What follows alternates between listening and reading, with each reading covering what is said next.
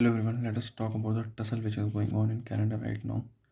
Recently, the Canadian Prime Minister Justin Trudeau announced the emergency law in Canada. It is the first time when the emergency is announced in Canada, and these all things are happening due to the protests which are going on. So, the thing starts in 2021, mid 2021, when the Canadian government announced mandatory vaccination for the truckers who are going from USA to Canada and Canada to USA. So, but after that, the truckers protested and they demanded that vaccination must not be mandatory.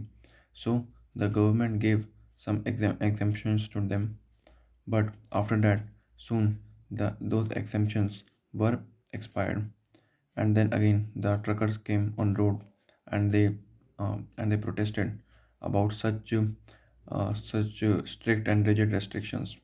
And due to the truckers protesting, there is a massive disturbance in the supply chain of food supplies and everything in Canada. So it is a lot of tussle. But now the thing is that a lot of other protesters are joining the truckers. So they are protesting by using the horns of trucks. On 29 January, the truckers reached Ottawa, the capital of Canada, and and they are blowing horn about 16 hours to 18 hours a day, and they are producing a lot of noise pollution. And this is their way of protesting. But the protest is no more the truckers protest. The protest is now joined by some other elements also, like other people. Many times it is seen that the people who are frustrated from the COVID-19 restrictions in Canada are also protesting. They are protesting because the cases of COVID-19 in Canada are decreasing day by day, and the vaccination is also very high. But still, there are very strict restrictions on public places about the pandemic, and the people are protesting about it, that they want to get back to normal. So there people are protesting also. Also the other policies of Justin Trudeau, the people who don't like those policies have also joined the protest, and this is no more a truckers protest only. So the protest is now called the Freedom Convoy because the people need freedom. The truckers need freedom from restrictions, from vaccination restrictions and everything. And the common people need freedom from the COVID-19 guidelines restrictions that have been imposed on them from the last 2 years.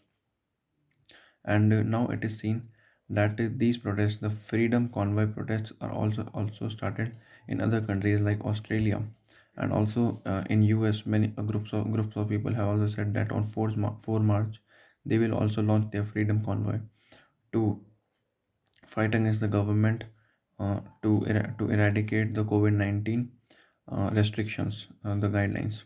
So for that, people are protesting throughout the world, and they have started.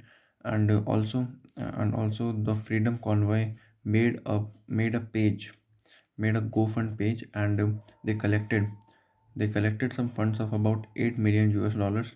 Those were huge funds, and they started using that fund in their protests. But soon their GoFund page got down, and now they are not having much funds. Only the people are contributing from themselves and protesting. The protests are by far peaceful, but there are some elements that should not be ignored, because there have been some breaches of the peacefulness of the protests, like noise pollution is there in Ottawa. The people living in Ottawa and nearby places are are very much sad about it, that they have to bear the horns of trucks even when they are sleeping. There is about 16 to 18 hours there is a continuous blow of horns of trucks. So this is causing a lot of noise pollutions and disturbance in the lives of people in Ottawa. Other thing is that the protests are no, in some places it is seen, in most of the places it is seen that there are flags of Canada, and justice and freedom. But in some places it is seen that there are some other propagandas also, like the flags of Donald Trump, like the flags of Nazi Germany. And sometimes it is seen that the people are also, that some group of peoples are also talking like they are the right wing extremists. So the right wing extremism activities are also there in the protest, because the ruling party in Canada is a left wing party. And if the protests are going on, then the left wing and then the right wing extremists are also connecting themselves with the protest to uh, change the power in the government. Also, the Trudeau's opposers are also there. The other policies which some people are not happy, they are also coming on the roads and supporting these protests. And due to these reasons, the emergency has been declared in Canada. But if we talk about what about the common people, because there is a group of protesters, and then there is a group of common people who are have also having their opinions in Canada. So 29% of the people said voted that they are in support of protesters, and they also feel that the restrictions on people are should be not there. And 53% of the people said that they does not associate themselves much with the protest, and they don't think that these problems even exist. So this clearly indicates that if 30% of the complete population is against the government, then it is a sign of warning that if the protests expand, then there can be a lot of trouble for the government and for the overall working of the country. The way ahead, well, the way ahead is by accepting some of the demands of the protesters, because the demands are somewhat valid, although they are not huge. Wearing masks and keeping social distancing are not the things which are causing which cause some serious amount of trouble in someone's life. But as the conditions in Canada are very much favorable to withdraw the restrictions, because 80% of the population is vaccinated, and there are almost less than 5,000 cases per week. So this is so the restrictions can be slowed down. The UK, Sweden, Norway, some Nordic countries, they have pulled their restrictions back, and now they are back to normal. So some restrictions can also pull down from Canada. And so, what is the lesson for India?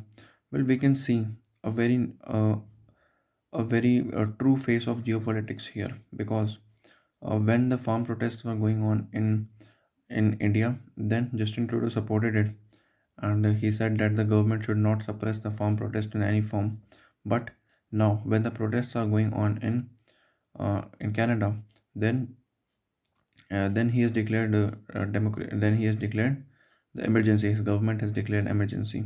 So this clearly indicates that in geopolitics, there is almost nothing like ideology, and there is nothing such as values or support for one particular matter.